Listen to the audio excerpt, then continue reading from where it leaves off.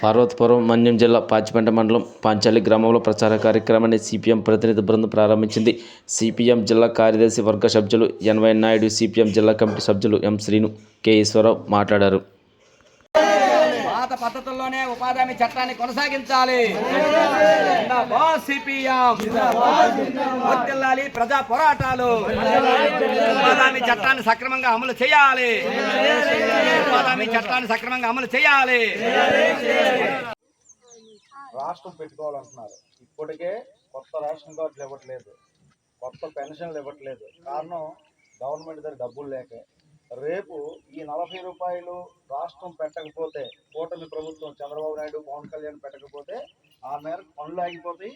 మనకిచ్చే కూలి ఇంకా తగ్గిపోతుంది. ఇప్పటికే ఉపాధి హామీ పథకం చెరువు పనుల కూలి గిట్టుబాటు కావట్లేదు.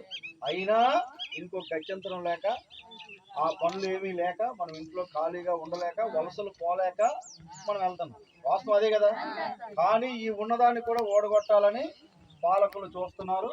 దీనిని సిపిఎం పార్టీ ప్రశ్నిస్తుంది. ప్రశ్నించడమే కాదు, ఈ పని మీద ఎవరెవరైతే ఆధారపడుతున్నారో వాళ్ళందరూ, అంటే మీ అందరూ ప్రభుత్వాన్ని నిలదీయాలి. అందుకే ఈరోజు రేపు పార్వతీపురం మన్యం జిల్లా పాచిపెంట, సాలూరు, మక్కువ మొత్తం జిల్లాలో 15 మండలాల్లో మేము సిపిఎం పార్టీ బాధ్యతగా మేము పర్యటన చేస్తూ ఉపాధి కూలీల దగ్గరికి వెళ్తున్నాం. 13వ తారీఖున కలెక్టర్ ఆఫీస్ దగ్గర కూడా ధర్నా చేస్తున్నాం.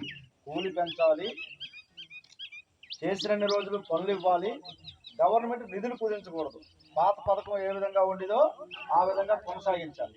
అందులో భాగస్వాములైన మీరు కూడా దీన్ని ప్రశ్నించే దాంట్లో మీరు కలిసి రాకపోతే దీన్ని మీరు సమర్థించినట్టు లెక్క.